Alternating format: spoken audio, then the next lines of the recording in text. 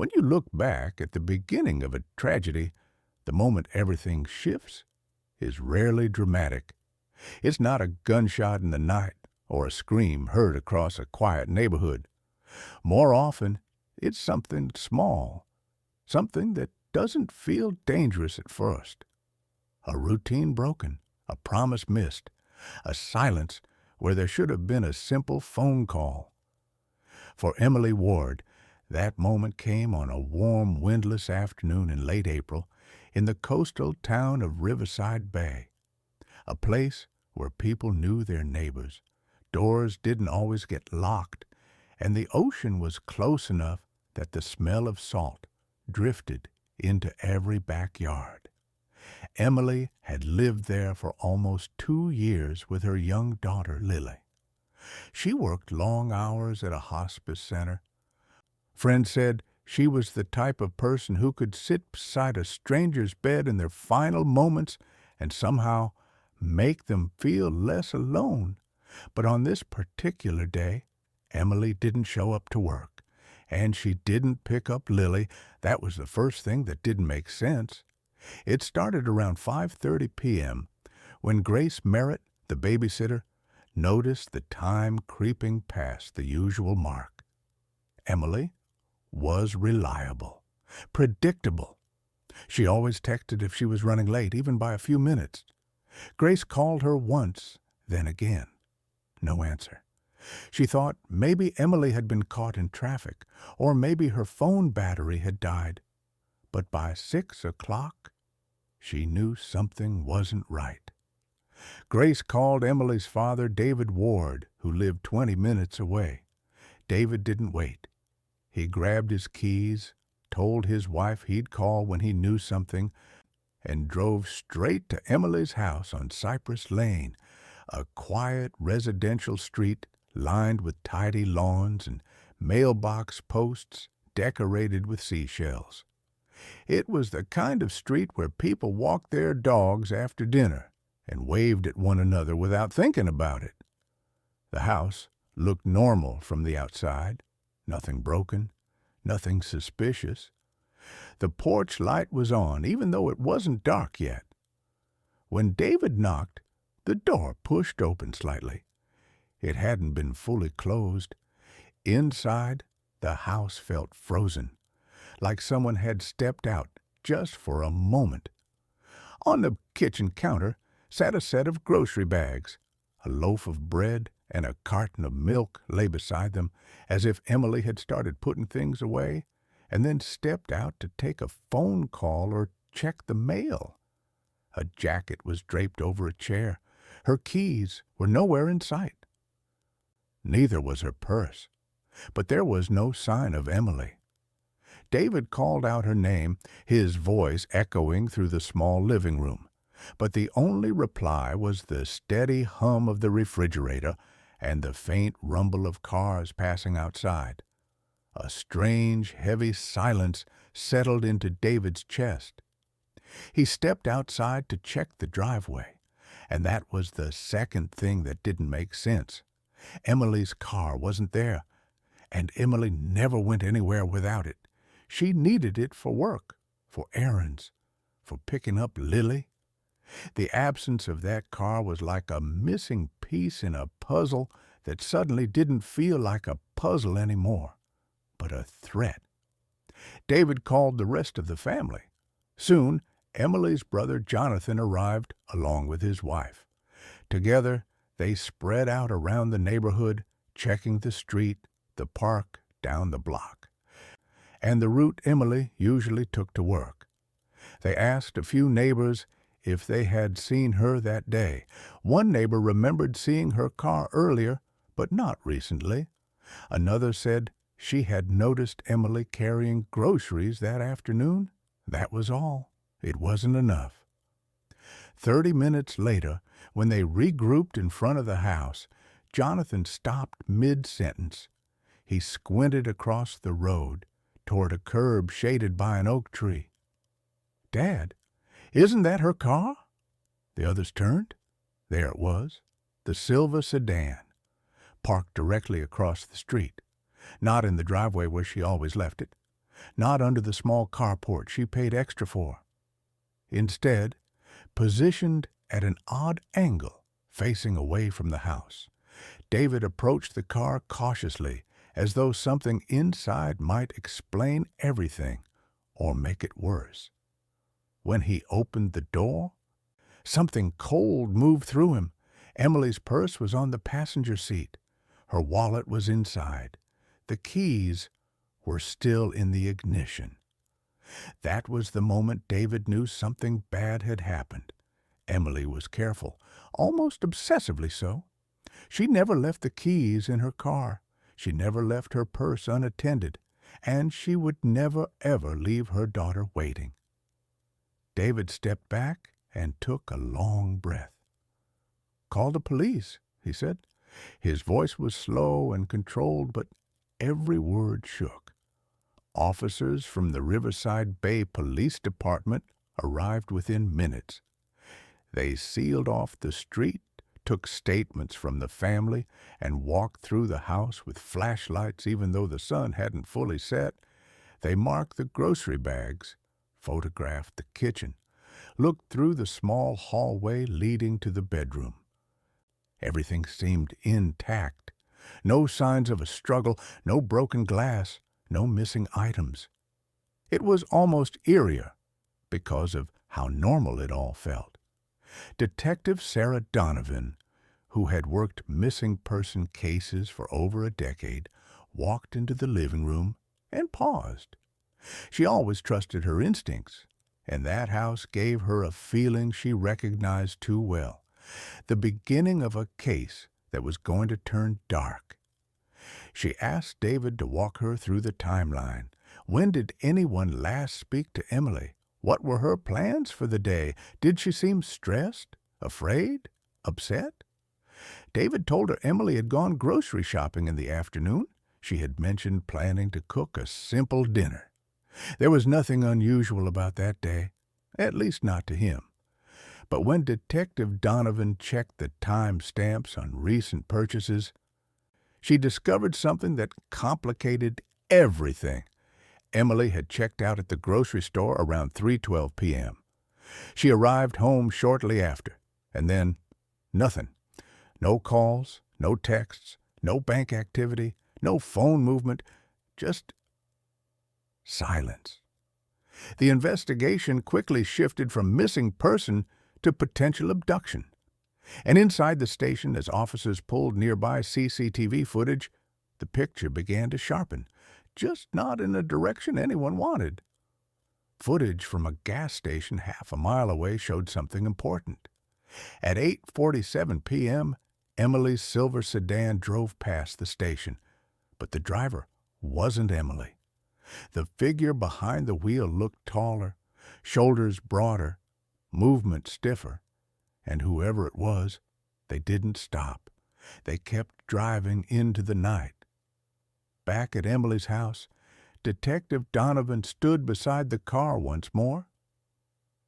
She rested a hand on the roof, the metal cool in the evening air. The keys were still inside. The seat looked adjusted to someone taller. That wasn't an accident. That wasn't forgetfulness. It was manipulation. A message. She closed her eyes for a moment, piecing together the fragments of the day.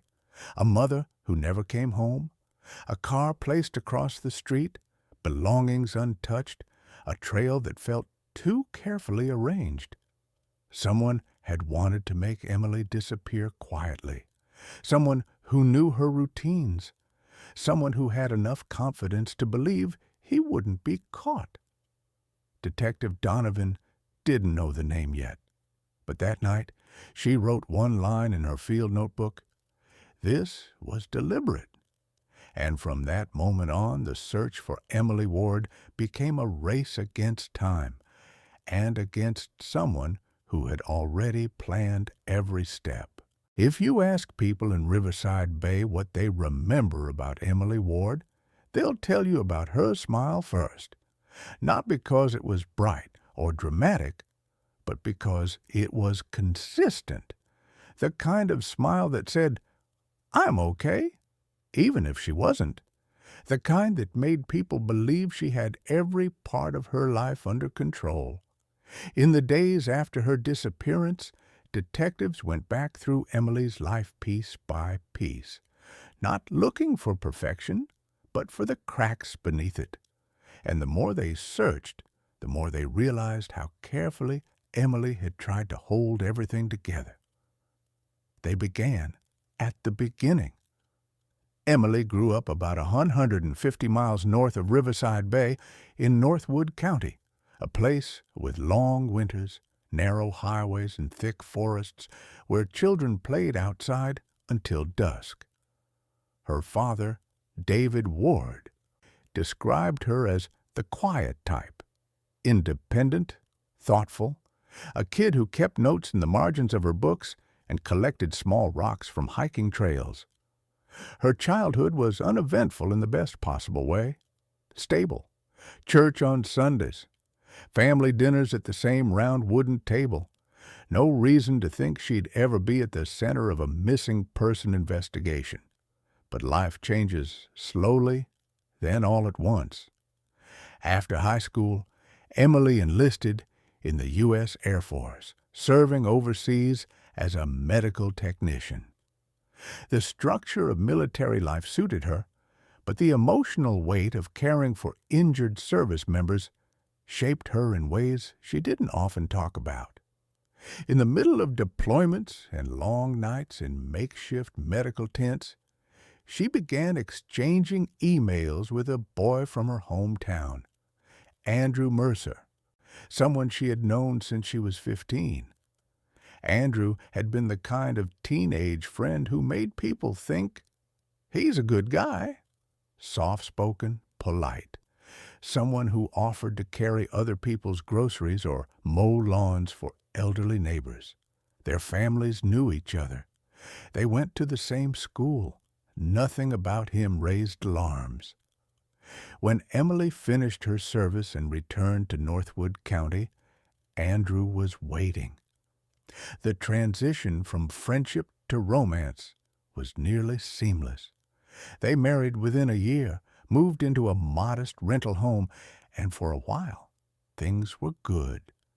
They had their daughter, Lily, and posted the usual photos, birthdays, picnics, Christmas mornings. To most people, they looked like any other young family trying to build a life together. But what people see from the outside rarely matches what's happening behind closed doors. Detective Sarah Donovan, who was leading the missing person investigation, believed that if you want to understand why a crime happened, you don't start with the event, you start with the relationships. So while teams combed through phone records and surveillance footage, Donovan drove to Northwood County to speak with people who had known Emily and Andrew before everything fell apart. The conversations followed a pattern. Emily's friends described her marriage in past tense. It started fine. For the first few years, they were happy. Things changed after Lily was born. No one could point to a single moment where things went wrong. Instead, they remembered tension that built gradually, arguments about money, long silences, moments when Emily showed up late to gatherings and brushed it off with a tight smile. One friend recalled seeing Emily with a bruise on her arm.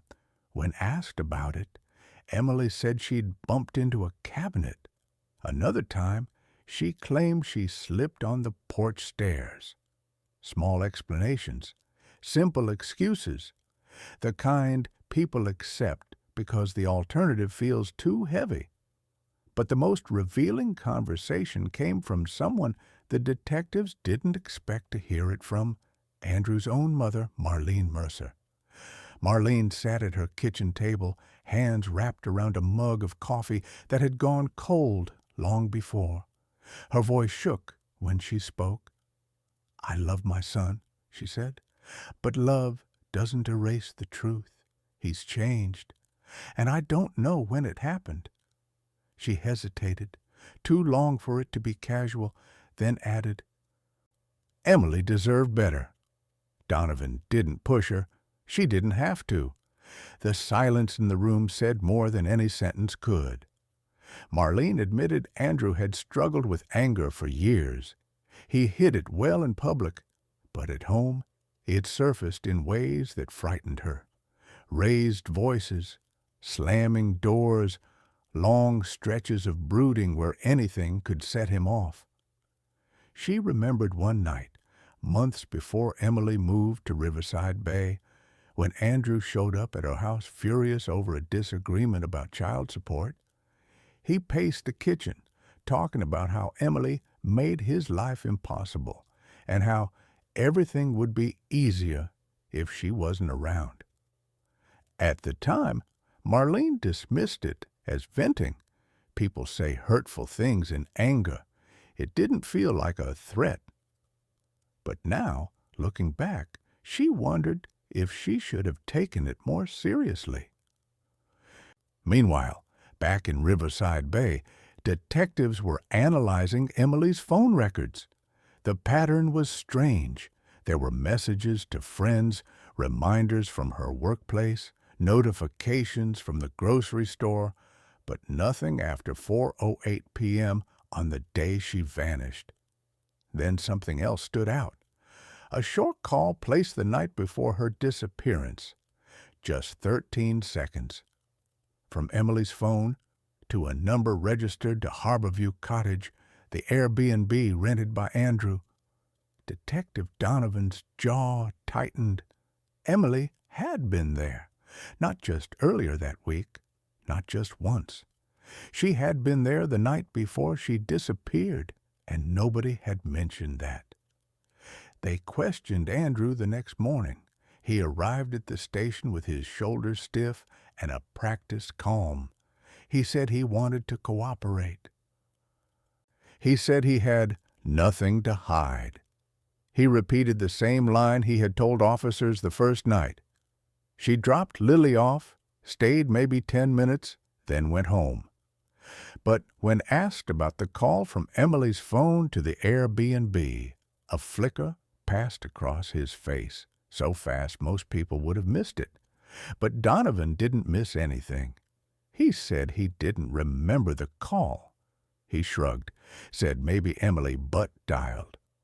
But 13 seconds wasn't a butt dial. It was a conversation, short but deliberate. Detectives pressed harder, asking if Emily seemed stressed or afraid that night. Andrew said no. When asked if he argued with her, he said no.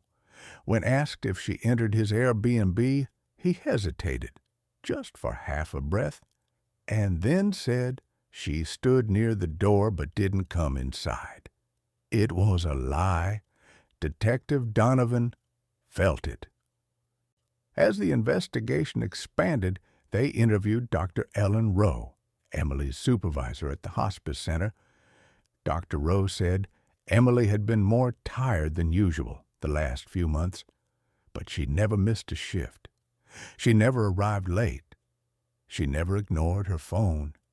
Emily wasn't the type to disappear, she said. If she couldn't come to work, she would call, always.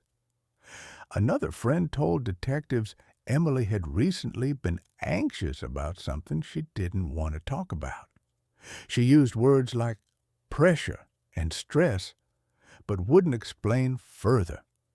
A neighbor said they saw a car, dark-colored, possibly a gray SUV, parked near Emily's house the night before she vanished.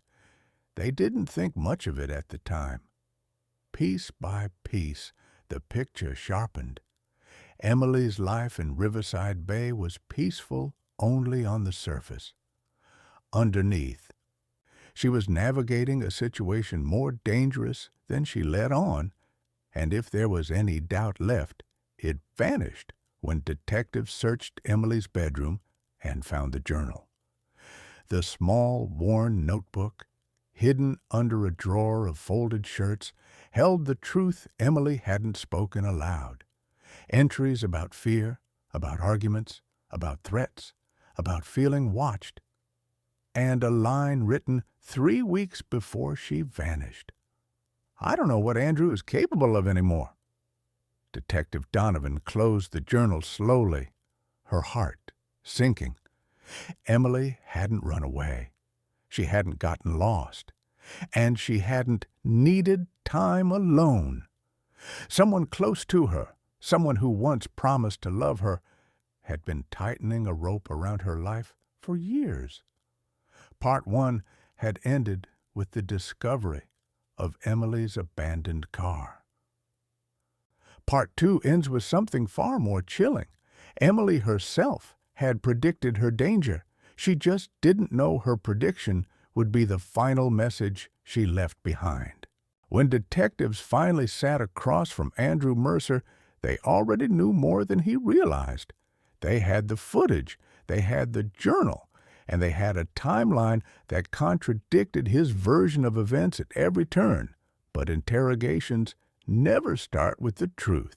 They start with whatever version the suspect thinks he can sell. On a gray morning, 3 days after Emily's disappearance, the interrogation room was quiet, except for the buzz of the overhead fluorescent light. Detective Sarah Donovan flipped open her notebook, her expression neutral. She'd learned long ago that silence was often the best opening move. People have a natural instinct to fill it. Andrew arrived calm. Too calm. His posture straight, his breathing steady, his voice almost rehearsed. He started with the same line he'd given officers earlier. Emily dropped Lily off so I could spend time with her. She stayed for a few minutes, then left. I went to bed early. Detective Donovan let him talk. She didn't interrupt when he repeated himself. She didn't react when he said he had no idea where Emily might be. She simply observed, and what she saw was a man performing. His hands were steady, but his jaw twitched. His tone remained even, but at times he paused just a fraction too long before answering a question. Those were the moments Detective Donovan watched most closely. People often tell the truth without realizing it, in the things they don't say. When the silence stretched, Donovan asked the first question that mattered. So, Emily called you the night before she vanished. What did you talk about during that call? Andrew blinked, caught off guard. Call? I don't remember a call. It lasted 13 seconds, Donovan said. From her phone to yours. He swallowed. I don't know. Maybe it was an accident. She pocket dials a lot. Pocket dials don't last 13 seconds. Donovan didn't say that aloud. She simply made a note and moved on. Over the next hour, the detectives walked Andrew through every detail they had. Emily's timeline, the abandoned car, the purchases at the grocery store, the sudden silence of her phone. Andrew gave answers that sounded logical at first glance, but none held up to scrutiny. He claimed he hadn't touched Emily's car. They had footage proving otherwise. He said he hadn't gone near her house. They had a witness who saw a car resembling his parked on her street. He insisted there was nothing unusual about the night she came to the Airbnb. But the call log said otherwise. Still, he stuck to his story.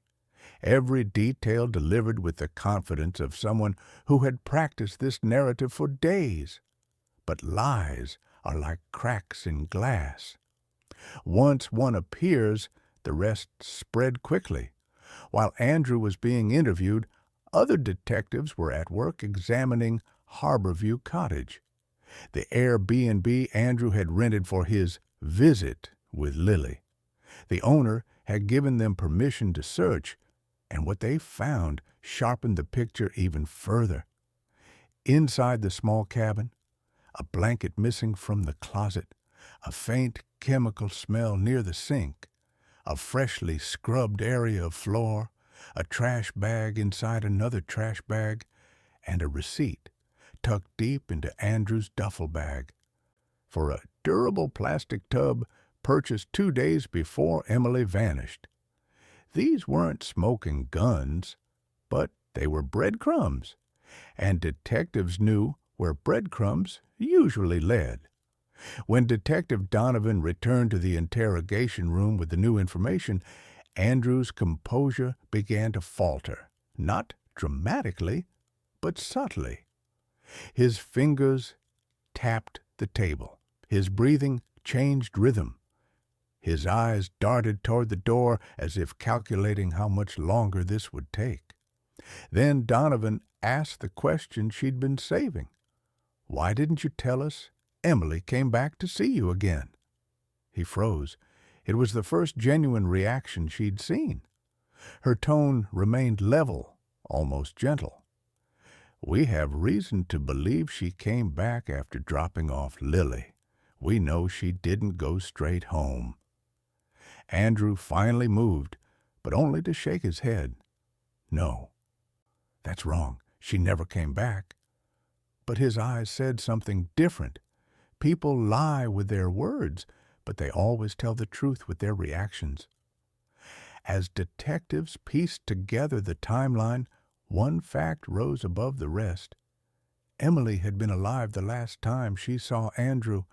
What happened after that, whether it was an argument, a confrontation, or something worse, remained unclear. But someone had gone to great lengths to cover up her disappearance. Someone had driven her car. Someone had tried to stage her absence. Someone who understood her routines well enough to camouflage the truth. The deeper they looked into Andrew and Emily's history, the clearer the motive became. Custody battles, financial pressure, emotional instability, jealousy simmering beneath the surface. A belief that Emily was keeping Lily away. Detectives found text messages where Andrew demanded more time with his daughter, accused Emily of controlling him, and complained about child support. To most people, they read like typical post-separation tension. But to investigators who had seen cases like this before, the words carried a different weight, a possessive tone, a fixation on winning, a dangerous sense of entitlement. 2 days later, Detective Donovan visited Dr. Ellen Rowe at the hospice center where Emily worked. The facility was quiet, with soft lighting and long hallways lined with muted paintings, the kind of place built to ease people through grief. Dr. Rowe welcomed the detectives into her office. She spoke carefully, with the practiced calm of someone used to heavy conversations. "When you work in hospice," she said, "you learn that people will hide their own pain to take care of others. Emily was that kind of person." Rowe explained that Emily had mentioned stress at home months earlier, not in a dramatic way, but in passing. A tightness in her voice, an occasional trembling in her hands during difficult shifts. Once, she had shown up with dark circles under her eyes after a night of no sleep. "She never told me everything," Dr. Rowe said, "just enough for me to worry." Detectives asked about Emily's final weeks. Dr. Rowe hesitated. "She seemed distracted," she finally said. "Still kind, still hard-working, but something was weighing on her." A week before she disappeared, Emily had asked her supervisor if it was possible to take on fewer night shifts. She said she felt uneasy in her home at night. She thought she heard things sometimes, but she brushed it off, said she was probably just tired. Emily seldom asked for help. That was the problem. Back in Riverside Bay, Detective Donovan reviewed the footage again. Frame by frame, one clip stood out.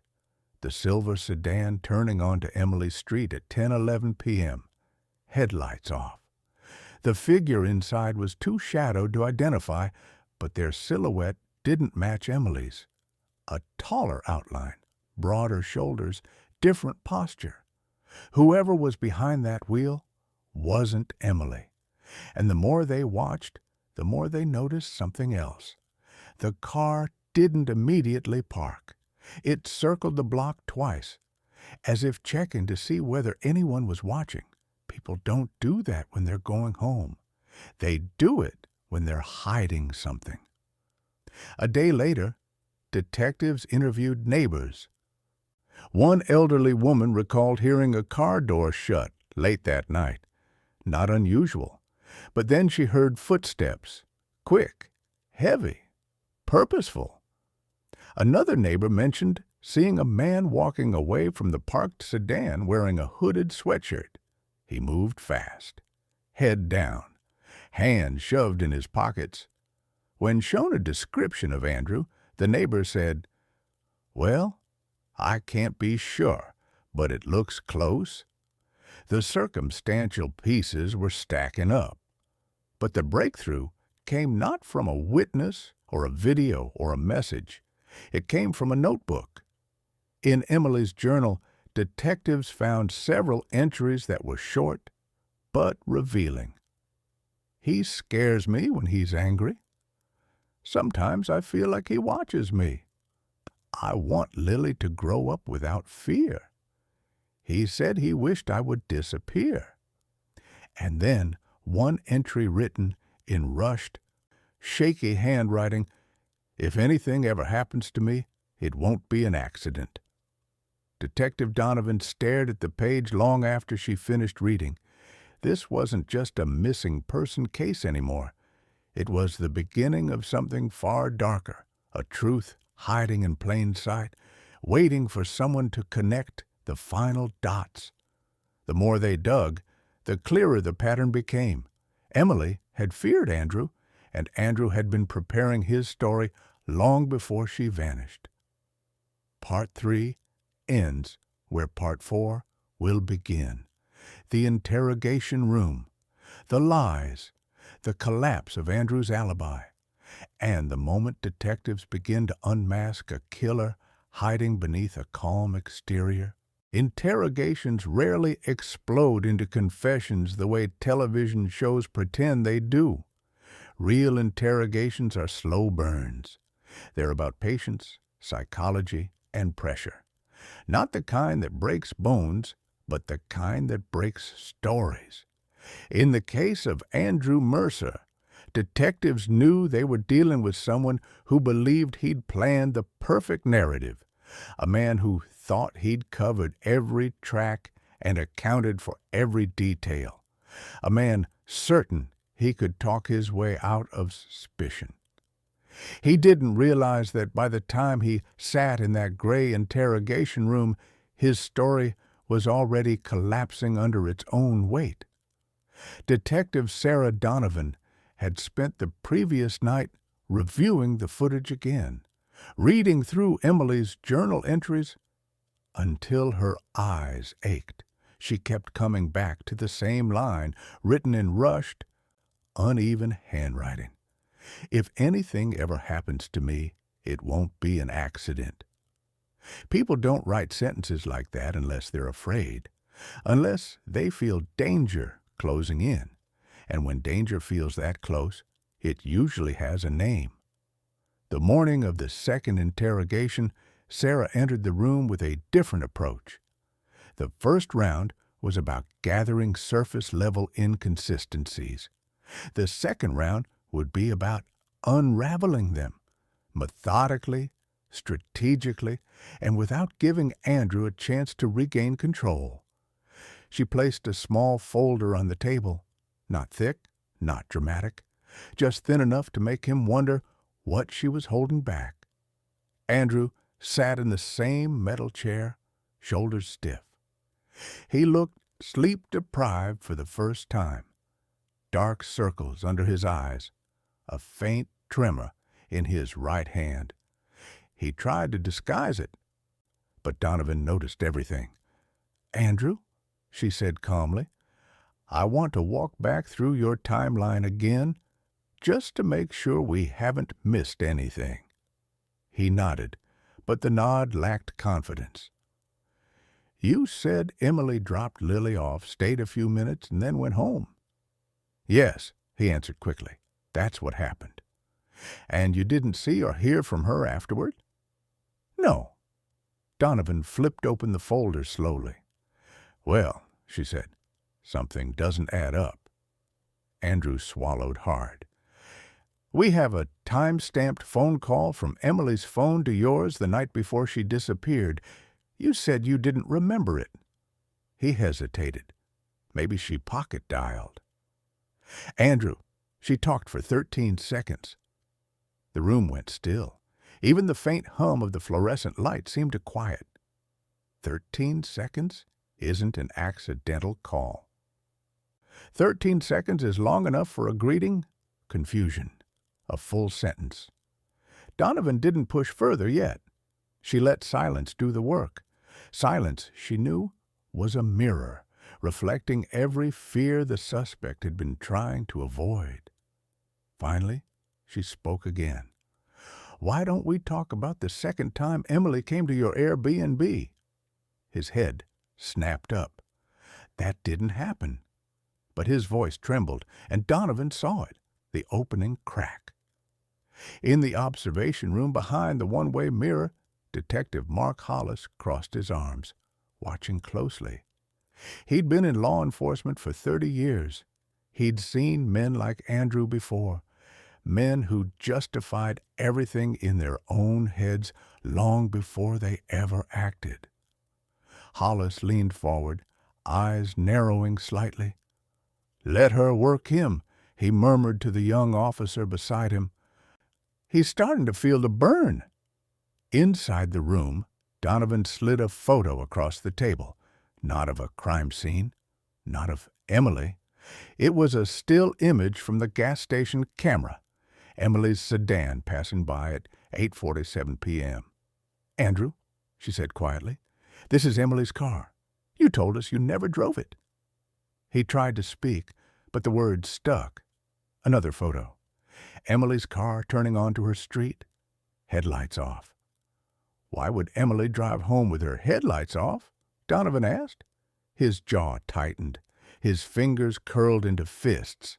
He didn't have an answer, but the interrogation wasn't about answers yet, just pressure. Donovan changed tactics. Her tone softened. "Andrew, help me understand this. Emily was the mother of your child. You said you cared about her. If that's true, wouldn't you want us to find her?" He nodded slowly, mechanically. "Of course." "Then tell us what really happened when she came back to the Airbnb." He shook his head, eyes darting to the door, to the ceiling, anywhere but her. "She didn't come back," he repeated. "She didn't." But then he made a mistake. He added, almost under his breath, "Not that night." Donovan's eyes sharpened. "So, there was another night?" He froze, his face drained of color. In interrogation, that's called a leak, when a suspect accidentally reveals more than they intended. Donovan leaned back, letting him feel the gravity of his slip. "Andrew, why don't we reset? Start from the moment you arrived in Riverside Bay. You wanted to see Lily, right?" He nodded again, cautiously. "And Emily agreed to bring her over?" "Yes." "How did that visit go?" He hesitated, pulling together a narrative on the fly. "It was fine. We talked. Nothing unusual." "It must have been meaningful for you," Donovan continued, voice soft. "Seeing your daughter, spending time with her, feeling like a family again." Something flickered across his face, nostalgia or frustration or maybe regret, but something. "That's what you wanted, right?" She pushed gently. "To feel like you mattered to them?" He blinked. His breathing changed rhythm, and Donovan knew she'd hit the emotional vein. Meanwhile, forensic teams were still processing evidence from Harborview Cottage. They found traces of cleaning agents on the kitchen floor, ones not listed in the Airbnb's cleaning supply cabinet. They found carpet fibers in the trunk of Andrew's SUV that matched fibers from the Airbnb's living room rug. They found a receipt for a heavy-duty plastic tub purchased 2 days before Emily vanished. These discoveries hadn't been shared with Andrew yet. They were waiting for the moment he boxed himself into a lie he couldn't climb out of. Donovan decided that moment was now approaching. She leaned forward, lowering her voice. "Andrew, the evidence we're finding doesn't match your story. And when evidence doesn't match, there's only 2 possibilities. The evidence is wrong, or the story is." He stared at the table. "We know Emily came back," she continued. "We know you drove her car. We know something happened after she left the grocery store." His eyes lifted slightly. "We know you're leaving things out," she said. "And the only question is why." The door opened quietly. Detective Hollis stepped inside, calm as a surgeon entering an operating room. "Morning, Andrew," he said. Andrew didn't respond. His gaze drifted, unfocused. Hollis pulled out a chair, sat down, and folded his hands. "I've been listening," he said, "and here's what I think." Andrew looked up, uncertain, guarded. "I think something happened that night that scared you," Hollis said gently. "Something you didn't expect. Something you didn't plan for." Andrew's eyes flickered with panic. "You panicked," Hollis went on. "You made decisions you regret. But regret is different from intent.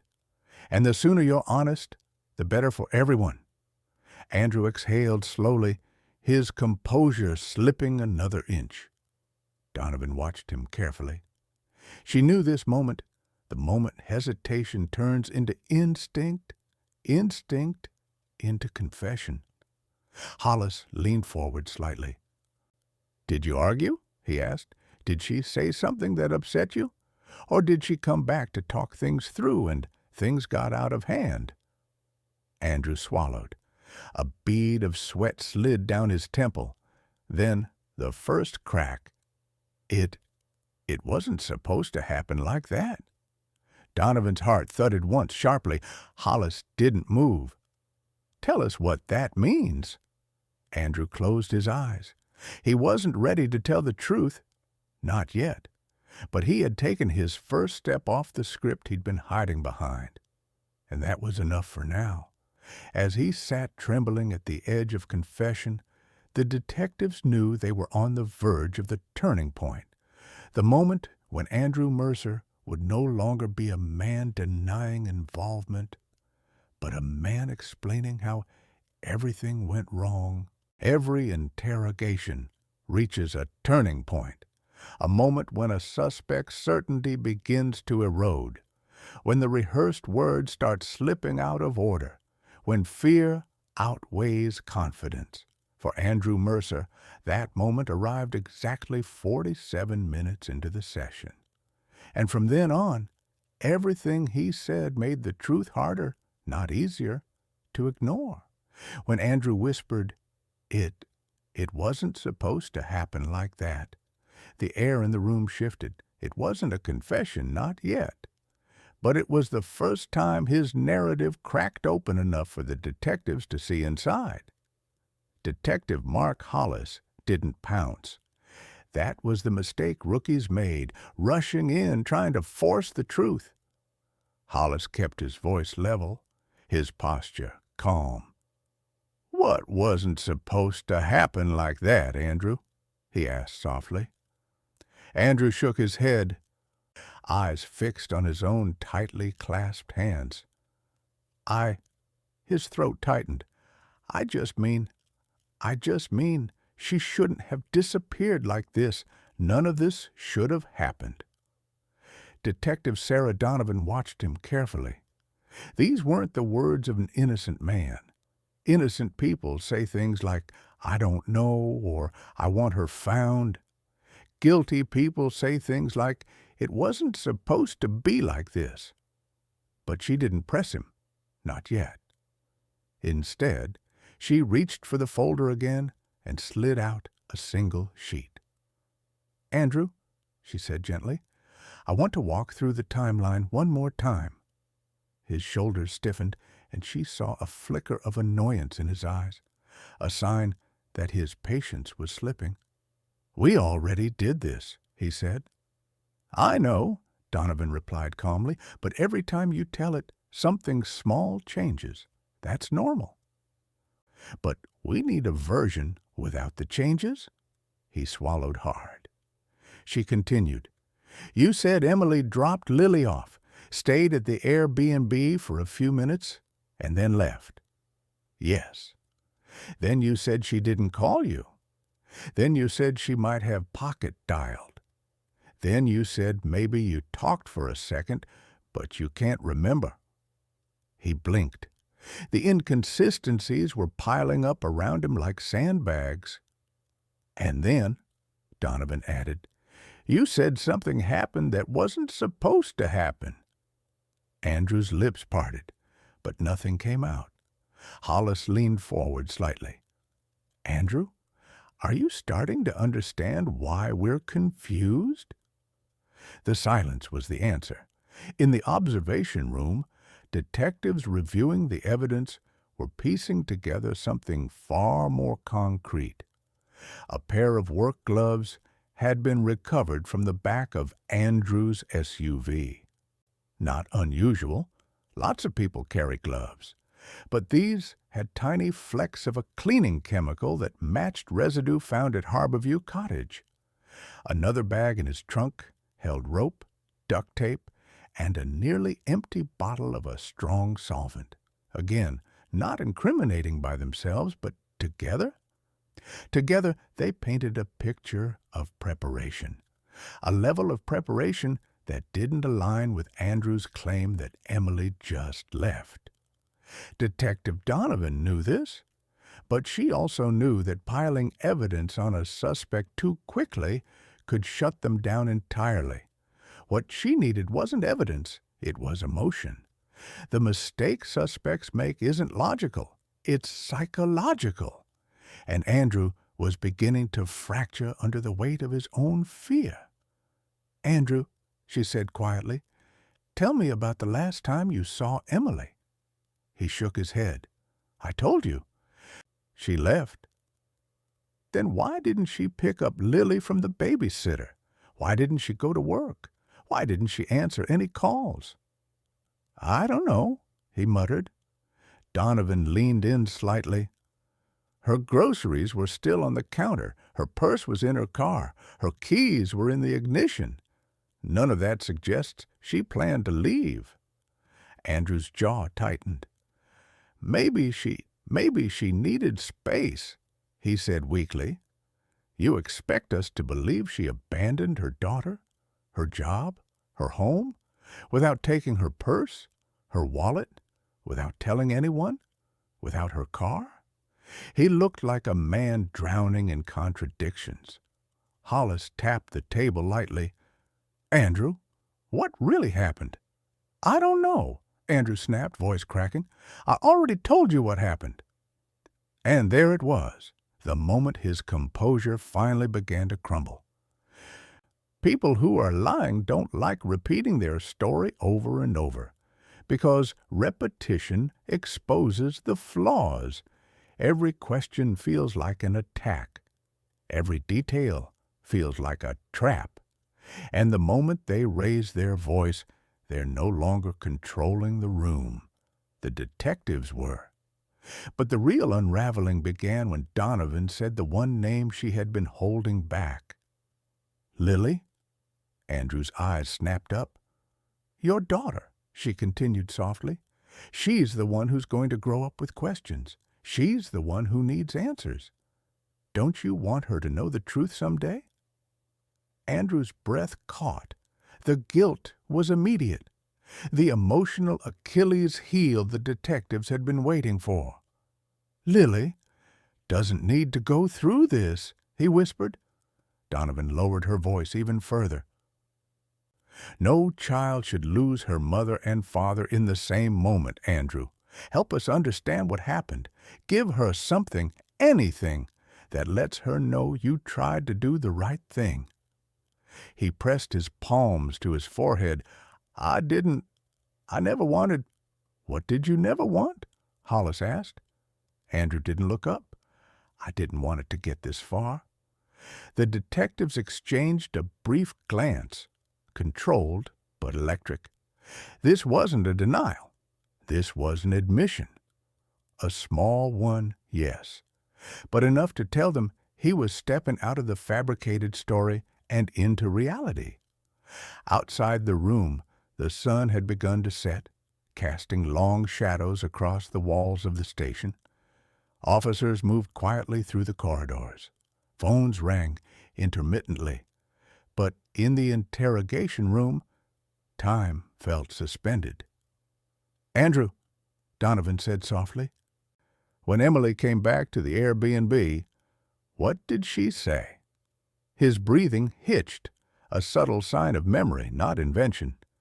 He stopped. She was upset. Good, Donovan thought. That was something. And then? She asked. She started saying things about custody, about keeping Lily away from me. She knew how to push my buttons. She always did. Hollis watched closely. Did you two argue? Andrew's jaw clenched. She was angry. I was frustrated. It got loud. Did she try to leave? Donovan asked. He exhaled shakily. I don't know. Maybe. Donovan placed her hands flat on the table. Andrew, we're not here to judge you. We're here to understand the truth. People argue. People get overwhelmed. But how it ends, that's the part we need to hear. He squeezed his eyes shut. I tried to stop her, he whispered. A pause. Donovan's voice softened. Stop her from what? From leaving, he murmured. And then what happened? His voice broke. I don't remember. But he did, and they knew he did. Detective Hollis didn't push him further, not yet. Instead, he shifted the perspective, a strategic move. Andrew, he said, Emily didn't deserve what happened to her. You know that. But you're the only one who can tell us the truth now, and the longer you hide it, the worse it gets. For you. For Lily. Andrew looked up, eyes bloodshot. For the first time, he wasn't angry. He was terrified. People make mistakes, Hollis continued. Bad mistakes. But covering them up, that's what destroys families. That's what destroys you. Andrew swallowed hard, his voice barely audible. It wasn't supposed to end like that. End like what? Donovan asked, gently. He exhaled shakily, a breath that carried more weight than words. She fell. It wasn't the truth, but it wasn't a lie either. It was the bridge between the two. Donovan knew exactly what phase they were entering, the accident narrative. It's the lie suspects use when they're still pushing guilt away but can't carry the burden anymore. It means one thing. They're getting close. Andrew's head dropped into his hands.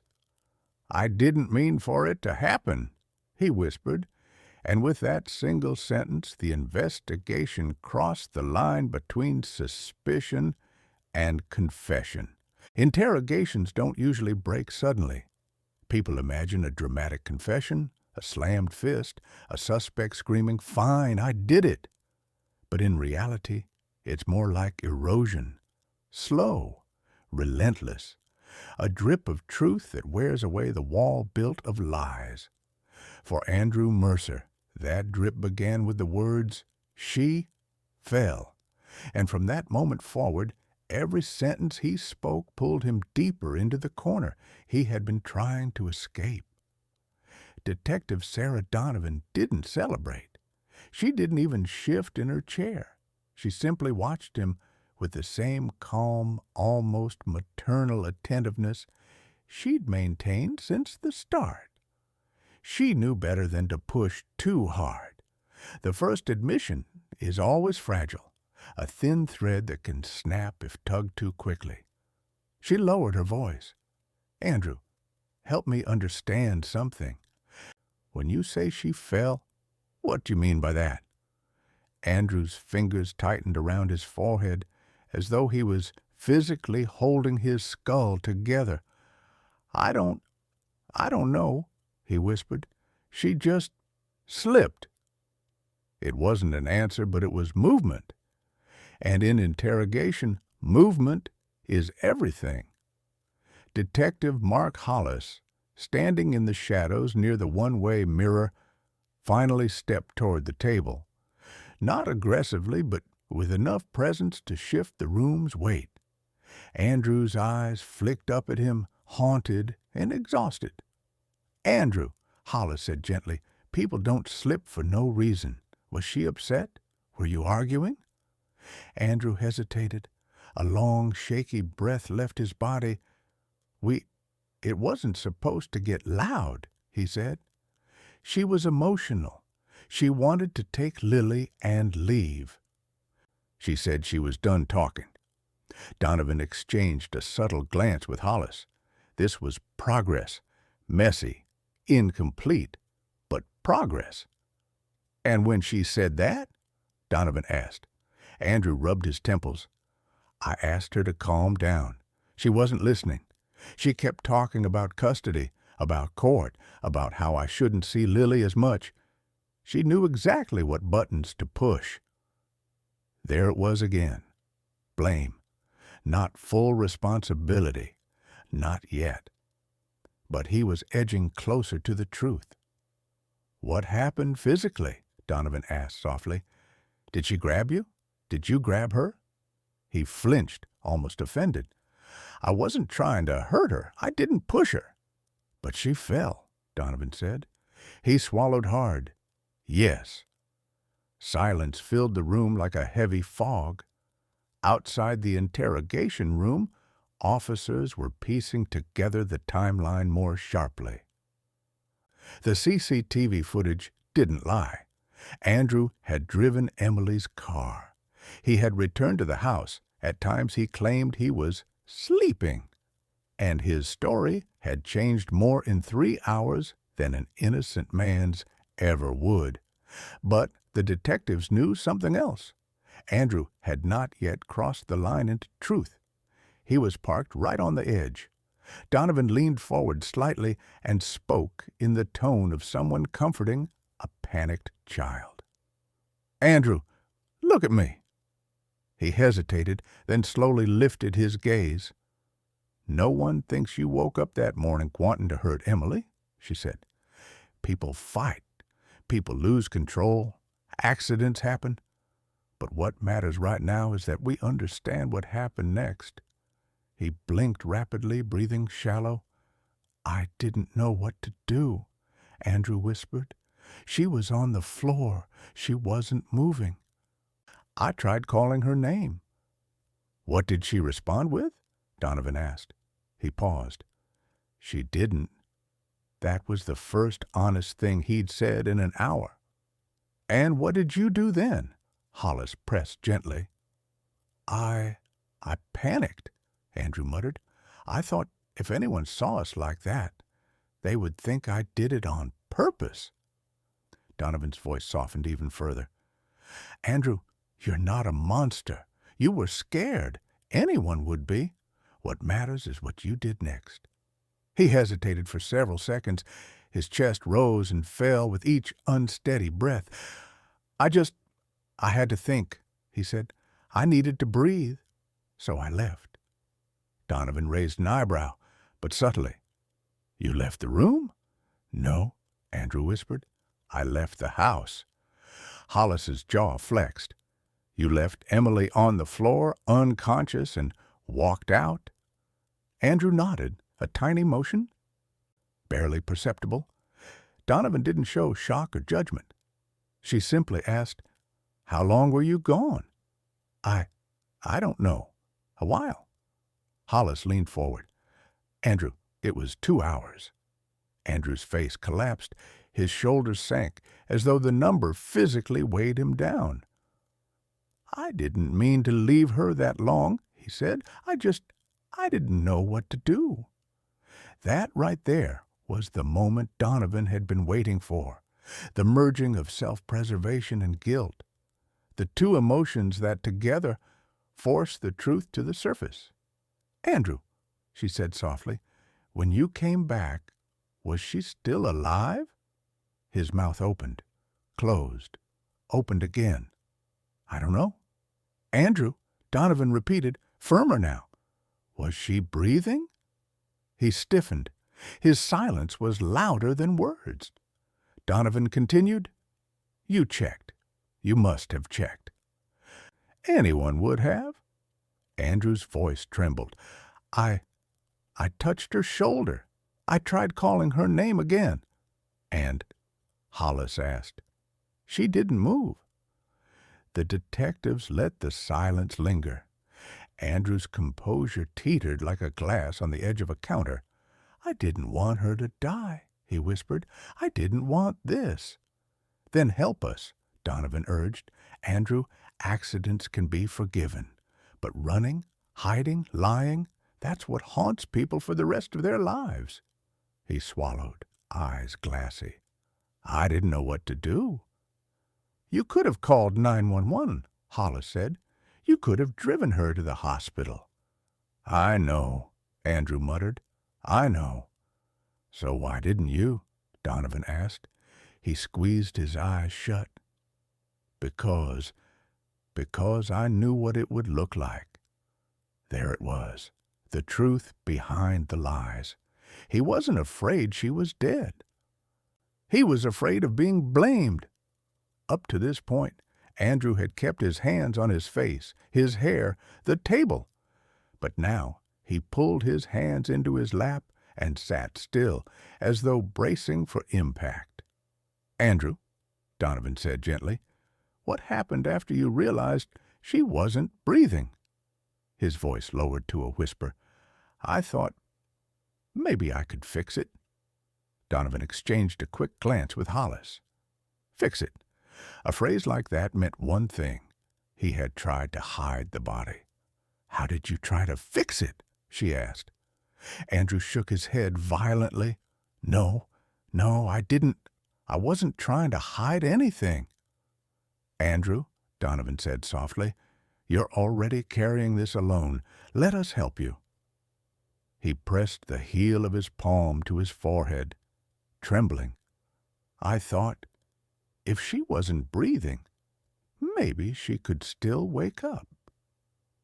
Maybe if I just moved her somewhere safe, somewhere no one would find her until I figured out what to do." Hollis leaned closer. "Where did you move her?" "I don't know," Andrew said weakly. "You do," Donovan replied. "Last time you said you didn't remember, but the drive was 2 hours. You went somewhere specific." Andrew's breath caught. "I didn't mean for her to die. I didn't mean for any of this." "And where did you take her?" He shook his head. Donovan softened again. "Andrew, Lily deserves to know what happened to her mother. Right now, she has no answers. You're the only one who can give her the truth." His eyes filled, not with grief, but with the unbearable pressure of guilt. "I didn't want her to grow up thinking I didn't care." "Then show us you care," Donovan whispered. "Tell us where you took Emily." Andrew stared at the table for a long, breathless moment. Then, finally, "I drove out past the state forest," he said. Hollis's voice was calm. "Which highway?" 42. "And then?" Andrew wiped his eyes. "There's an old service road, gravel, no signs. I turned, and I kept driving." Donovan leaned in. "Andrew, is that where she is?" His voice cracked as he answered. The first truly honest word of the entire interrogation. "Yes, there is a moment in every homicide investigation when the work shifts from theory to terrain, from interviews and timelines to dirt under your boots. Detectives call it the transition. And in the early hours of the next morning, that's exactly where the case of Emily Harper finally arrived. When Andrew Mercer whispered, "I drove past the state forest, down an old service road," it wasn't simply an admission, it was a map, a direction, a crack in the wall wide enough to let the truth seep through. And once it started, it didn't stop. Detective Sarah Donovan closed her notebook, slid it aside, and stood up calmly, a silent signal to the entire investigative team. Hollis nodded once, firmly. No one celebrated. No one said, "We got him." Because in cases like this, the confession isn't the victory. Finding the victim is. Finding the truth is. A search is only real when your tires hit the road. With the interrogation paused, Andrew was escorted out of the room under quiet supervision. His face was pale, drained, as if naming the road had taken something out of him. And in a way it had. He had kept that secret pressed against him for days like a stone in his chest. Now that it was out, he looked smaller. Detective Donovan turned to Hollis as the door shut behind them. "He's close," she murmured. "He's right on the edge." Hollis nodded. "We need him to take us the rest of the way." And he would, because suspects like Andrew don't reveal 80% of the truth and stop. Once they begin unraveling, once the dam breaks, they can't put the water back. By dawn, the station buzzed with quiet urgency. Officers printed satellite maps of the state forest. Patrol units prepared for field deployment. The crime scene response van sat ready by the loading bay. Outside, the sky was still a deep navy, just hinting at sunrise, the world suspended between night and day. At 6:14 a.m., Andrew was escorted into an unmarked police SUV, Donovan in the front passenger seat, Hollis driving. No handcuffs yet. They didn't want a perp walk. They wanted cooperation, clarity, and direction. Andrew stared out the window, silent, hands clasped tightly in his lap. Donovan turned slightly in her seat. "Andrew, we need you alert. If we pass the road, if we miss the turn, you're the only one who can tell us." He nodded once. "I'll try." "Try hard," Hollis said quietly. "This morning matters." The first 20 minutes passed in silence, the kind of silence that has its own weight. Outside the window, the landscape shifted from suburban neighborhoods to stretches of open highway to thick walls of pine forest as they approached the northeastern edge of the state reserve. Finally, Andrew spoke. "It was dark when I drove out here." Hollis replied calmly, "That's okay. Landmarks look different at night. Just tell us what you remember." "There was a sign for a trailhead. I didn't go there, but I remember passing it." Donovan unfolded the printed map on her lap. "There are 3 trailheads along this highway. Did it have a small parking area or just the sign?" Andrew closed his eyes, thinking, "A gravel lot. Yeah, a gravel lot." "Okay," she said softly. "That narrows it." They kept driving. At 6:42 a.m., they passed the first trailhead, Cedar Ridge. Andrew shook his head slowly. No, not that one. 2 miles later, they passed the second, Maple Hollow. Andrew leaned forward slightly, brow scrunched. "That's maybe. I don't know." "Do you want us to stop?" Hollis asked. "No, keep going. I think it was farther." Donovan marked the second location with her pen, but didn't comment. Not yet. The truth often comes in fragments, and pressing him too quickly could scatter them. At 6:47 a.m., the third trailhead appeared, Ravenson Creek Trail. The moment the sign came into view, Andrew inhaled sharply through his nose. A flash of recognition, brief, involuntary, unmistakable. "That one," he whispered. "I remember that one." Hollis slowed the SUV but didn't stop. "Good. What next?" Andrew pointed ahead. "There's a turn. It's small, hard to see, gravel, no sign. I remember thinking it didn't look like a real road." Donovan looked up from the map. "A fire service cut? Maybe. I just remember it going straight into the trees." They drove another minute. "There," Andrew said hoarsely. "That's it." To anyone else, it was nothing. Just a narrow break between the trees, a strip of dirt and gravel swallowed by dense brush. But to Andrew, it was a portal to the worst decision of his life. Hollis pulled over to the shoulder. Before anyone spoke, the moment hung in the air, the gravity of it settling like cold fog. Donovan turned around fully to face Andrew. "Andrew, is this where you went?" His eyes filled, not dramatically, not with sobbing, just the swelling, silent kind of tears that come from exhaustion, fear, and guilt. "Yes," he whispered, "this is the road."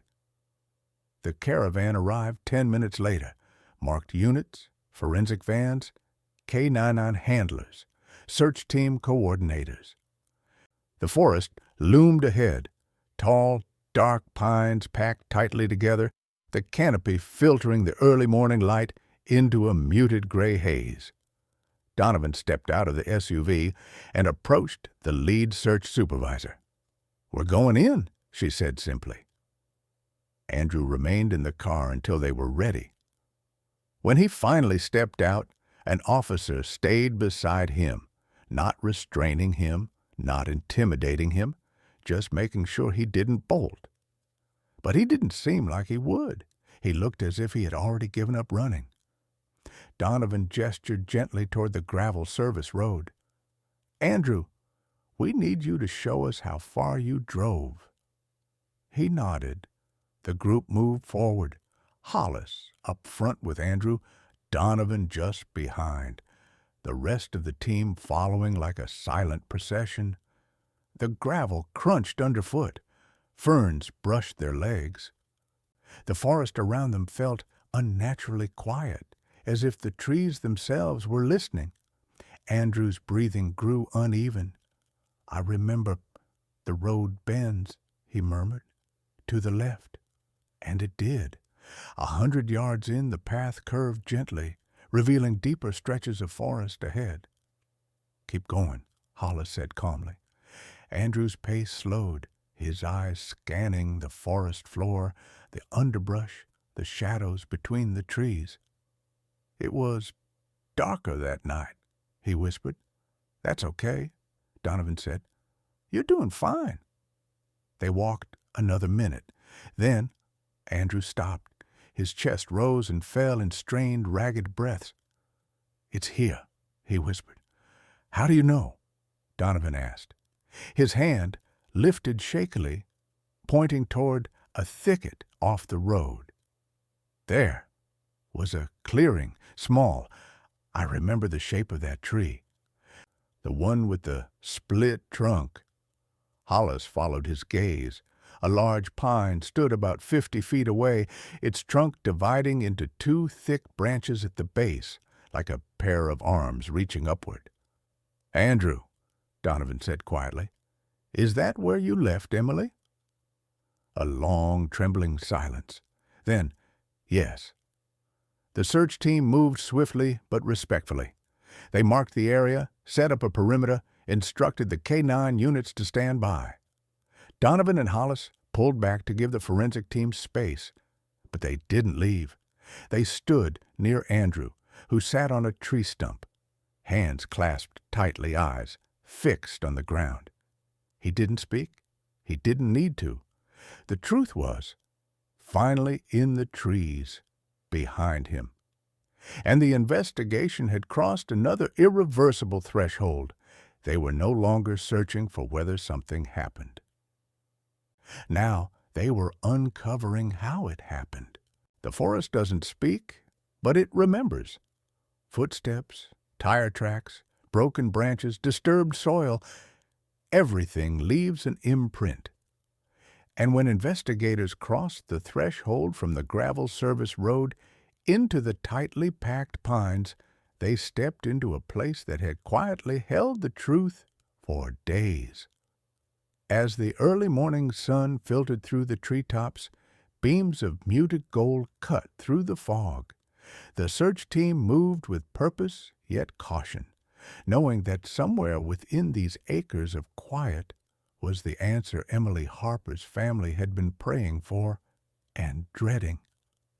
Detective Sarah Donovan walked a few paces behind Andrew Mercer, studying every twitch in his posture.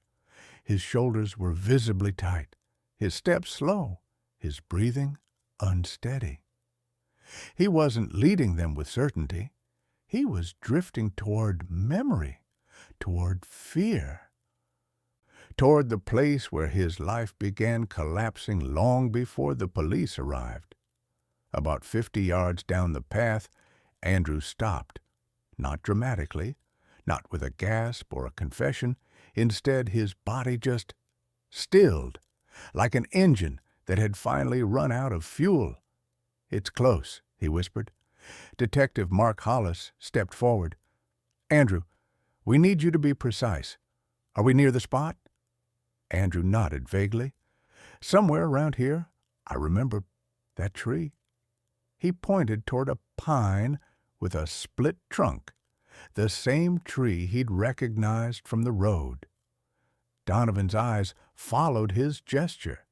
The tree stood alone, large and unmistakable, its heavy branches bending outward like it was guarding something.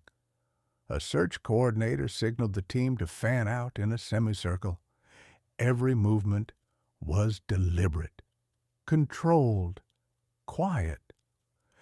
Because this wasn't just a search anymore. This was recovery. The forest floor was thick with damp needles, fallen branches, and patches of mud that held impressions better than dry soil. Officers used long poles to gently part brush. Forensic techs in protective suits scanned the terrain, marking anything unusual with small flags. Donovan watched all of it with calm intensity, but her attention returned to Andrew, who sat on a fallen log with an officer standing beside him. He wasn't handcuffed, he wasn't restrained, but he looked like a man imprisoned by his own thoughts. She approached him slowly. "Andrew," she said softly, "take your time. Think about that night. What did you see? What did you hear?" He rubbed both hands over his face, his voice thin. "It was dark. I remember the gravel and the smell of the pines. I walked in. Maybe 50 feet. I carried her. I didn't want people to find her." Even though the words were quiet, the forest seemed to echo them. Donovan crouched down in front of him. "Andrew, we need to know exactly where you stopped." He swallowed hard. "It was near the split tree. I remember putting her down near it. I didn't go much farther." Hollis stepped over. "Then let's narrow it down. Stand up." Andrew hesitated, but then pushed himself to his feet. He walked toward the split pine, his steps uncertain, scanning the ground like it might accuse him. He paused a few feet from the tree and pointed. "There," he whispered. "I think there." The search team moved instantly. Forensic techs approached the indicated area. They cleared brush. They sifted through disturbed patches of dirt. The forest suddenly felt heavier, like it was bracing for revelation. Within moments, one technician lifted her hand. "Detectives, over here." A ripple of energy passed through the clearing, not excitement, not relief. A solemn acknowledgement that the truth was finally surfacing. Donovan and Hollis walked to the technician, their faces composed but somber. The technician pointed to the soil. Disturbed ground, not natural, and something else. She used a gloved hand to brush aside a thin layer of pine needles. Beneath the needles sat a piece of fabric, light-colored, faded, partially buried, clean, but out of place. Forensic instinct recognized it instantly as human-associated. Hollis exhaled slowly. Mark it. Call the coroner's office. Begin excavation protocol. The team moved like a single organism. Flags went up. Equipment unfolded. Cameras clicked softly. Brush was cleared with careful precision. Andrew watched from the log, shrinking into himself, hands clasped so tightly the knuckles turned white. As the techs worked, Donovan returned to him. "This is the time to tell us everything," she said gently. "Emily's family deserves to know the truth. And so does Lily." Andrew stared at the ground. "I didn't want Lily to grow up thinking I hurt her mother." Donovan shook her head slowly. "But you did, Andrew. She's going to know that. The only choice you have left is whether she also knows that you tried, at the end, to tell the truth." He shut his eyes. "I didn't try hard enough." "No," Donovan said, "but you have a chance to start now." Behind them, a soft murmur rose from the excavation site. A tech carefully lifted something small, a bracelet, simple, silver-colored, with a tiny charm shaped like a feather. Donovan recognized it instantly from the missing person report. Emily wore it every day. She felt her chest tighten. She wasn't emotional. She had trained herself not to be. But some details connected to innocence, to normal life, to someone who didn't deserve her fate, always struck a nerve. She walked toward the tech, examined the bracelet closely, then stepped back. "Preserve it," she said. "Bag it and tag it." Hollis joined her. His expression was that of a seasoned detective, professional, controlled, but touched by the solemnity of the discovery. "This is it," he muttered. "We found her." Donovan nodded. "Or we're close." They knew what was likely beneath the soil. But the process required time and dignity. The excavation continued inch by inch. Officers formed a perimeter, the forest filled with the quiet sounds of brushes sweeping, shovels scraping gently, equipment beeping softly. At 8:17 a.m., a forensic tech lifted her hand again. "Detectives, we have remains." The clearing fell silent. Everyone knew what that meant. Everyone paused just for a breath, acknowledging the humanity of the moment. Donovan approached slowly, her voice calm but respectful. "Document it. Keep the area secure. No unnecessary personnel." Hollis placed a hand on her shoulder briefly, a rare gesture of solidarity. Then they both turned back to Andrew. He looked smaller than ever, fragile, hollowed out by the weight of what he'd done. "Andrew," Hollis said quietly, "they've found her." Andrew didn't lift his head. He didn't speak. A tear slipped down his cheek, falling silently into the pine needles.